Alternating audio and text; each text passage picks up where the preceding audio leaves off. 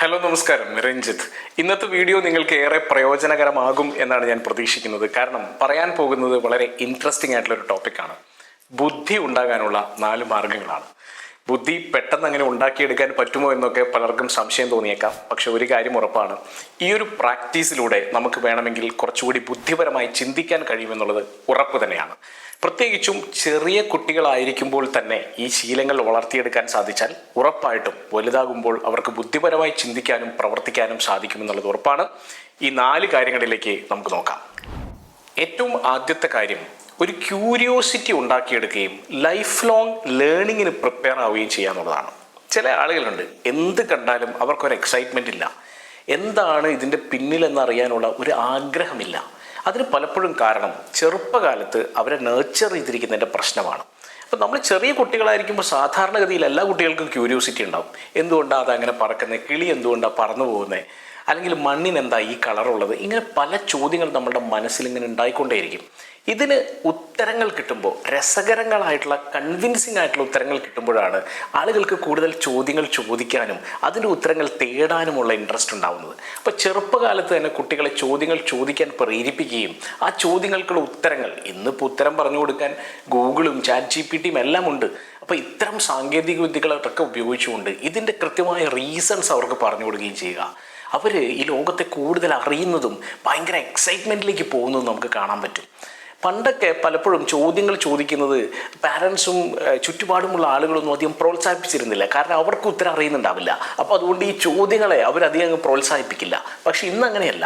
ഇന്ന് നമുക്ക് ആർക്ക് വേണമെങ്കിൽ ഗൂഗിളിൽ സെർച്ച് ചെയ്തിട്ടോ അല്ലെങ്കിൽ ChatGPT നോക്കിയിട്ടോ ഉത്തരം പറഞ്ഞു കൊടുക്കാൻ പറ്റും. അപ്പോൾ പല ആളുകളും ചിന്തിക്കുന്നുണ്ടോ, ഈ ChatGPTയും ഗൂഗിളൊക്കെ ഉള്ളപ്പോൾ ഇനിയിപ്പോൾ ഉത്തരം നമ്മൾ പറഞ്ഞു കൊടുക്കേണ്ട കാര്യമുണ്ടോ, അവർ കണ്ടുപിടിക്കില്ലേ ഓട്ടോമാറ്റിക്കലി എന്നുള്ളതാണ്. പക്ഷെ കണ്ടുപിടിക്കാനുള്ള, അറ്റ്ലീസ്റ്റ് ഗൂഗിളിൽ തിരഞ്ഞു നോക്കാനുള്ള, ChatGPTയിൽ സെർച്ച് ചെയ്യാനുള്ള ആ ഒരു താല്പര്യം അവർക്ക് ഉണ്ടാക്കിയെടുക്കുക എന്നുള്ളത് വളരെ പ്രധാനമാണ്.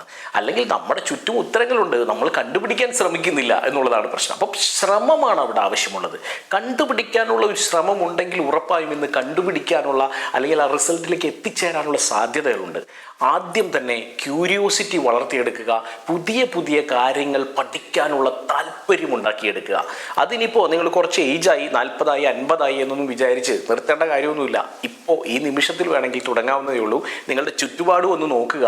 പല സാധനങ്ങളും ഇത് ഉണ്ടാക്കിയിരിക്കുന്നത് എന്തുകൊണ്ടാണ്, ആ സാധനം എന്ത് വെച്ചിട്ടാണ് നമ്മൾ ഇങ്ങനെ ആക്കിയെടുത്തിട്ടുള്ളത്, അല്ലെങ്കിൽ ഇതിൻ്റെ ബാക്കിലുള്ള സ്റ്റോറി എന്താണ്, ഒരു ബ്രാൻഡ് കാണുമ്പോൾ അത് ഉണ്ടാക്കിയത് ആരാണ്, അത് ഏത് രാജ്യത്തുള്ള ബ്രാൻഡാണ്, എത്രയോ കാര്യങ്ങൾ നമ്മുടെ ചുറ്റും കാണുന്നുണ്ടാവും. ഇപ്പോൾ ഇവിടെ AC ഇരിക്കുന്നുണ്ട്, ബ്ലൂ സ്റ്റാർ എന്ന് പറയുന്ന AC ആണ്. ആ ബ്ലൂ സ്റ്റാർ ഏത് രാജ്യത്തെ AC ആണ്, ബ്ലൂ സ്റ്റാർ എന്ന് പേര് വരാനുള്ള കാരണം എന്താണ്, AC എങ്ങനെയാണ് പ്രവർത്തിക്കുന്നത്, ഇതിൻ്റെ ബാക്കിലുള്ള മെക്കാനിസം എന്താണ്, ഇതെല്ലാം ഒരു പക്ഷേ നമ്മൾ കാലങ്ങളായി കാണുന്ന സാധനമാണെങ്കിൽ പോലും ഈ ചോദിച്ച ചോദ്യങ്ങൾക്കൊന്നും ഉത്തരം പലപ്പോഴും നമുക്ക് അറിയുന്നുണ്ടാവില്ല.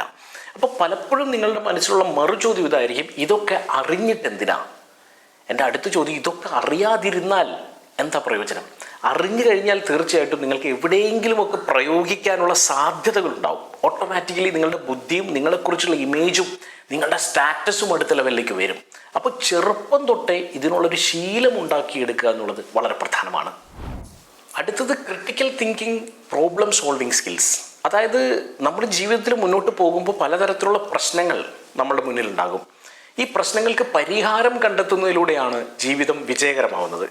അപ്പോൾ പലപ്പോഴും ഇത്തരത്തിലുള്ള പ്രശ്നങ്ങൾ, ജീവിത പ്രശ്നങ്ങൾ, ഇഷ്യൂസ്, ഇത്തരം കാര്യങ്ങളെ ഫേസ് ചെയ്യാൻ പഠിപ്പിക്കുകയും അതിനൊരു സൊല്യൂഷൻ ഉണ്ടാക്കാൻ പഠിപ്പിക്കുകയും ആളുകളുമായി നല്ല രീതിയിൽ ഇടപഴകാൻ പഠിപ്പിക്കുകയും ഒക്കെ ചെയ്യുക എന്നുള്ളത് വളരെ പ്രധാനമാണ്. അപ്പോൾ ഒരു പ്രശ്നവും അറിയിക്കാതെ കുട്ടികളെ വളർത്തുമ്പോൾ പ്രശ്നമാണ്. കാരണം എന്താ വെച്ചാൽ അവർക്ക് പിന്നീട് ഒരു ക്രിട്ടിക്കലായിട്ടുള്ള സിറ്റുവേഷനിൽ എന്ത് ചെയ്യണമെന്നറിയാതെ സ്റ്റക്കായി പോകാൻ സാധ്യതയുണ്ട്. അതുകൊണ്ട് തന്നെ അവരെ റിയലായിട്ടുള്ള ലൈഫ് സിറ്റുവേഷൻസിലേക്ക് യഥേഷ്ടം തുറന്നു വിടുക. ഓട്ടോമാറ്റിക്കലി ചില പ്രശ്നങ്ങളിൽ അവർ ചെന്നപ്പെടും. പ്രശ്നങ്ങൾ കൂടുതൽ വഷളാവുന്നതിന് മുമ്പ് അവരെ കൊണ്ട് തന്നെ അത് ഡീൽ ചെയ്യിപ്പിക്കാനായിട്ട് ശ്രമിക്കുക. നമ്മളുടെ അസിസ്റ്റൻസോടുകൂടി, സപ്പോർട്ടോടുകൂടി അവരെ ആ പ്രശ്നത്തിൽ നിന്ന് തരണം ചെയ്യാനായിട്ട് സഹായിക്കുക. ഉറപ്പായിട്ടും അവർക്കത് വലിയ ഒരു പ്രാക്ടീസ് തന്നെയായിരിക്കും. തീർച്ചയായിട്ടും കുറച്ചുകൂടി ബുദ്ധിപരമായിട്ട് പിന്നെ ലൈഫിൽ ആക്ട് ചെയ്യാൻ അതവരെ പ്രേരിപ്പിക്കും. മൂന്നാമത്തെ കാര്യം, ഫോക്കസ്, സെൽഫ് ഡിസിപ്ലിൻ, മൈൻഡ്ഫുൾനെസ്, ഇതൊക്കെ പ്രാക്ടീസ് ചെയ്യാൻ പഠിപ്പിക്കുക എന്നുള്ളതാണ്. പലപ്പോഴും മെഡിറ്റേഷൻ പോലുള്ള ടെക്നിക്സൊക്കെ, ഈ മെഡിറ്റേഷനെയൊക്കെ വളരെ ലഘുവായും ലാഘവത്തോടു കൂടിയും ഒക്കെ കാണുന്ന ഒരു രീതിയാണ് പലപ്പോഴും ഞാൻ കണ്ടിട്ടുള്ളത്.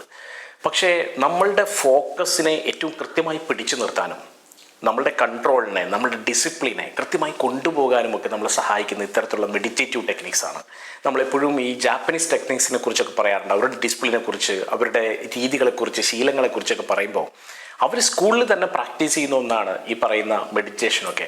ഇത്തരത്തിലുള്ള കാര്യങ്ങൾ വെച്ചുകൊണ്ട് അവർ വളരെ ഡിസിപ്ലിൻഡ് ആയിട്ടാണ് അവരുടെ ജീവിത രീതി തന്നെ ക്രമീകരിച്ചിരിക്കുന്നത്. അതുകൊണ്ടാണ് അവർ ഏറ്റവും പ്രൊഡക്റ്റീവായിട്ടും എഫക്റ്റീവായിട്ടും ഒക്കെ കാണപ്പെടുന്നത്. അപ്പോൾ അത്തരത്തിൽ വളരെ എഫക്റ്റീവായിട്ടുള്ള പ്രൊഡക്റ്റീവായിട്ടുള്ള ആളുകളെ വാർത്തെടുക്കാൻ ഒരു കാര്യം ഉറപ്പാണ്, നമ്മൾ വളരെ പ്ലാൻഡ് ആണെങ്കിൽ നമ്മുടെ എഫിഷ്യൻസി കൂടുമെന്നുള്ളത് ഉറപ്പാണ്. ഉറപ്പായിട്ടും കുറച്ചുകൂടി ബുദ്ധിപരമായിട്ടുള്ള തീരുമാനങ്ങൾ നമ്മൾ എടുക്കുമെന്നുള്ളത് ഉറപ്പാണ്.